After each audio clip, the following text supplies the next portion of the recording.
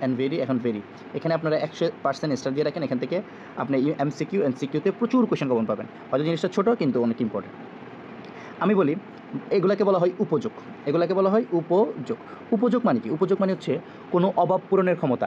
ধরেন আপনার তৃষ্ণা লাগছে, পানির যে একটা মানে কোয়ালিটি আছে বা পানির যে একটা ইউটিলিটি আছে, উপযোগ আছে, সেটা হচ্ছে আপনার তৃষ্ণাটা নিবারণ করবে। তাইলে আমি বলতে পারি পানির একটা উপযোগ কি? তৃষ্ণা নিবারণ করা। ঠিক বাণিজ্যের কয়েকটা কাজ আছে যে কাজগুলো পার্টিকুলারলি কিছু উপযোগ সৃষ্টি করে। যেমন পণ্য বিনিময়। পণ্য বিনিময় মানে কি? পণ্য বিনিময় মানে হচ্ছে পণ্য ক্রয় বিক্রয়।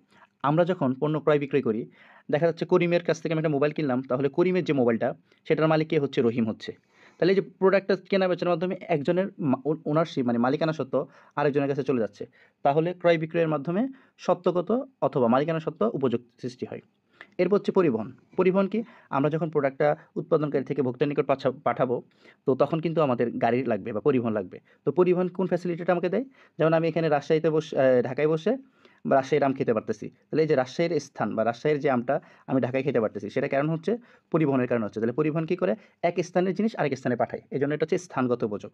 তাহলে ২ টা উপযোগ গেল। এরপর হচ্ছে গুদামজাতকরণ। গুদামজাতকরণ কি?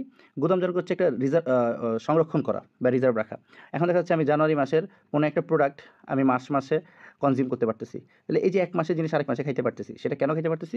গুদামজাতকরণ। এইজন্য গুদামজাতকরণ হচ্ছে সময়গত অথবা কালগত উপযোগ সৃষ্টি করে। এরপর হচ্ছে ব্যাংকিং। ব্যাংকিংটা কি? যেমন আমি বিদেশ থেকে কোনো প্রোডাক্ট নিয়ে আসলাম অথবা দূর জায়গা থেকে প্রোডাক্ট নিয়ে আসলাম। তো আমরা কী করতেছি? মোবাইলে পেমেন্ট করে দিচ্ছি, বিকাশে পেমেন্ট করতেছি বা অথবা ব্যাংকের মাধ্যমে করতেছি। এর মাধ্যমে যে একটা আমার অর্থের যে বাধা, যে অর্থের যে নিডস, সেই নিডটা কিন্তু পূরণ করতেছে কে? ব্যাংকিং।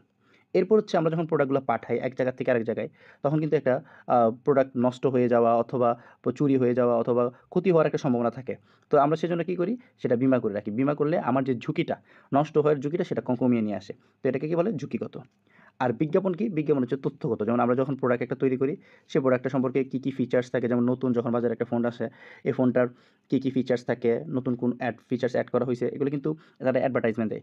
তার মাধ্যমে মানুষ কিন্তু একটা নলেজ পায়। নলেজ বলতে ইনফরমেশন পায় যে এই প্রোডাক্টটা কেমন, কী আছে। তো বিজ্ঞাপন হচ্ছে তথ্যগত। তো পরীক্ষায় কিন্তু এখান থেকে অনেক কোয়েশ্চেন আসবে যে